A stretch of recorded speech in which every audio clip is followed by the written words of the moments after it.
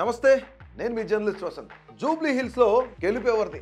BRS దా, కాంగ్రెస్ దా, BJP దా? Jubilee hills ఎన్నికల్లో big turn చోటు చేసుకోబోతుంది. ఇక్కడ గెలుపు అనేది మూడు ప్రధాన పార్టీలకు కూడా చాలా ప్రతిష్టాత్మకంగా మారింది. ఎందుకంటే పోలింగ్ సమీపిస్తున్న వేళ కొత్త లెక్కలు తెర మీదకు వస్తున్నాయి. దీంతో జూబ్లీ హిల్స్ ఎన్నికలు అత్యంత ఆసక్తికరంగా మారాయని చెప్పుకోవచ్చు. తెలంగాణ ముఖ్యమంత్రి రేవంత్ ఎన్నికల ప్రచారంలో విస్తృతంగా పాల్గొంటున్నారు. ఆంధ్రప్రదేశ్ ప్రభుత్వంలో కీలక భాగస్వామి కాంగ్రెస్ కు వ్యతిరేకంగా ప్రచారం పాల్గొంటున్నారని తెలుస్తోంది. ఈ నేపథ్యంలో జూబ్లీ హిల్స్ పోరు మరింత రసవత్తరంగా మారబోతుందనే ప్రచారం కూడా జరుగుతోంది. తెలంగాణ రాష్ట్రంలో జూబ్లీ హిల్స్ ఎన్నికల ఫేవర్ అనేది కొనసాగుతూనే ఉంది. ఎప్పుడు ఎటువంటి పరిణామాలు చోటు చేసుకుంటాయో అన్నది తీవ్ర ఉత్కంఠగా మారింది. ప్రస్తుత సర్వే నివేదికల ప్రకారం పార్టీలో కొంత టెన్షన్ అయితే పెంచుతూ వస్తున్నాయి. ఎందుకంటే ఒక సర్వే ఏమో కాంగ్రెస్ పార్టీ, మరొక సర్వే ఏమో బీఆర్ఎస్ అని చెప్తుంది. అయితే ఇదే సమయంలో ఎన్డీఏ భాగస్వామిగా ఉన్న జనసేనాని పవన్ కళ్యాణ్ ఎన్నికల ప్రచారం బరిలోకి దిగటానికి షెడ్యూల్ ఖరారైంది. రేవంత్ తొలి నుంచి కూడా వ్యూహాత్మకంగా కాపాడుకుంటున్న ఓట్ బ్యాంక్ ఏదైతుందో దానిపైన ఇప్పుడు జనసేనాని పవన్ కళ్యాణ్ గురి పెట్టారు అనేది ఇక్కడ ప్రచారం జరుగుతుంది. దీంతో ఎన్నికల వేళ ఇది కీలక మలుపుగా మారుతుందని చెప్పుకోవచ్చు. ఎందుకంటే ఈ దిశగా ఇప్పటికే బీజేపీ రాష్ట్ర నేతలు జనసేన నాయకులతో చర్చలు జరిపారు. బీజేపీ అభ్యర్థికి మద్దతుగా ఒక్కరోజు రోడ్ షో బహిరంగ సభకు హాజరు కావాల్సిందిగా పవన్ కళ్యాణ్ను ఆహ్వానించాలని భారతీయ జనతా పార్టీ నాయకులు కూడా ఇప్పటికే నిర్ణయించుకున్నారు. అయితే బీజేపీకి మద్దతుగా తెలంగాణ జనసేన నాయకులు ఎవరైతున్నారు వాళ్ళు కానీ కార్యకర్తలు కానీ ఇంటింటికి ప్రచారం కూడా నిర్వహించనున్నారన్నమాట త్వరలో.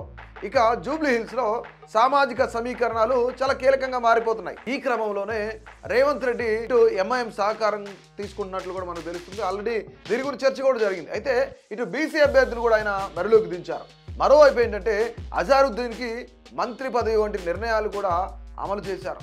అయితే కమ్మ సామాజిక వర్గంతో పాటుగా సినీ పరిశ్రమ మద్దతు కూడా ఆయన నేరుగా దానికోసం ఎదురు చూస్తూ ఉన్నారు. మంత్రాలు కూడా చేసేసారు. ఇప్పటికే టీడీపీ ఇప్పటి వరకు కూడా ఈ ఎన్నిక పైన ఎలాంటి ప్రకటన చేయకపోవడంతో 2023 ఎన్నికల తరహాలోనే టీడీపీ మద్దతుదారులు ఉప ఎన్నికల్లో కాంగ్రెస్ వైపు నిలుస్తారనే అంచనాలు బాగా ఉన్నప్పటికీ కూడా ఈ లెక్కలు మారుతున్నాయి పూర్తిగా.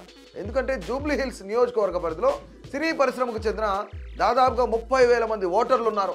అయితే వీళ్లతో పాటు కమ్మ సామాజిక వర్గానికి చెందిన ఓటర్లు అయితే 25,000 మందికి పైగా ఉన్నారనేది ఒక అంచనా. అయితే వారి ఓట్లను ఆకట్టుకోవాలంటే ఖచ్చితంగా పవన్ ప్రచారానికి రప్పిస్తే జూబ్లీ హిల్స్ ఎన్నికల్లో బీజేపీ విజయం సాధిస్తుందని ఆ పార్టీ నేతలు ధీమాతో ఉన్నారు.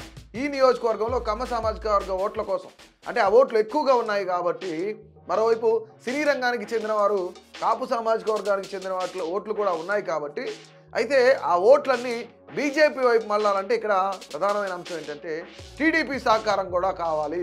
వీళ్ళతో పాటు పవన్ కళ్యాణ్ కూడా రంగంలోకి దింపాలని బీజేపీ ఒక వ్యూహరచన చేసింది. దీంట్లో భాగంగానే ఇప్పటికే పవన్ కళ్యాణ్ ఒకరోజు రోడ్ షోకి రాబోతున్నారు, బహిరంగ సభకు రాబోతున్నారు అనేది ఇక్కడ చర్చ జరుగుతుంది. సీమాంధ్ర ప్రాంతానికి చెందిన ఓటర్లు కూడా పెద్ద సంఖ్యలో ఇక్కడ ఉండడంతో ఏపీకి చెందిన బీజేపీ నేతలు ఇప్పటికే అక్కడ తమ పార్టీకి మద్దతుగా రంగంలోకి దిగారనమాట. ఇక పవన్ కళ్యాణ్ బరిలోకి దిగితే సామాజిక సమీకరణాల మద్దతు కానీ లెక్కలు కానీ మారడంతో పాటుగా ఫలితం పైన కూడా ప్రభావం ఖచ్చితంగా పడుతుంది అనేది బీజేపీ నాయకుల ఆలోచన, వాళ్ళ వ్యూహం కూడా. అయితే దీంతో కాంగ్రెస్ నేతలు నిదానంగా అలర్ట్ అవుతున్నారు కూడా. అయితే ఇక్కడ తెలుగుదేశం పార్టీ మద్దతు అనేది కూడా అత్యంత కీలకంగా మారింది. ఏపీలో కూటమిగా ఉన్న బీజేపీ, జనసేన, టీడీపీ తెలంగాణ ఎన్నికల్లో సమిష్టిగా కలిసి నడిస్తే కాంగ్రెస్కు ఇబ్బందులు అనేవి తప్పవు.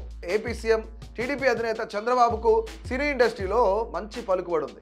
వీళ్ళతో పాటుగా సామాజిక వర్గం పరంగా సైతం కూడా ముఖ్యంగా ఇక్కడ ఓటును ఆకర్షించగల సత్తా ఉన్న నేత కావడంతో బీజేపీకి గెలుపు అవకాశాలు కూడా ఇక్కడ కనిపిస్తున్నాయి అని రాజకీయ విశ్లేషకులు కూడా ఇదే మాట చెప్తున్నారు. అయితే ఏపీలో కూటమి మాదిరి జూబ్లీ హిల్స్ ఎన్నికల్లో కూడా బీజేపీ, జనసేన, టీడీపీ ఉమ్మడిగా వస్తే రేవంత్ రెడ్డి అంచనాలన్నీ కూడా తారుమారయ్యే అవకాశాలు చాలా ఎక్కువగా ఉన్నాయి. మరి విజయం ఎవరిని వరిస్తుంది అన్నది కూడా మనం వేచి చూడాలి. నిజంగా మీకేమనిపిస్తుంది? ఎవరు గెలుస్తారనిపిస్తుంది? బీజేపీనా, బీఆర్ఎస్ఆ, లేదా అధికారంలో ఉన్న కాంగ్రెసా? ఎవరు గెలవబోతున్నారు, ఎవరు గెలుస్తారు అనేది మీ అంచనాలకే వదిలేస్తున్నాం. తప్పకుండా ఎవరు గెలుస్తారు అనేది మీ యొక్క అభిప్రాయాన్ని అయితే తెలియజేయండి.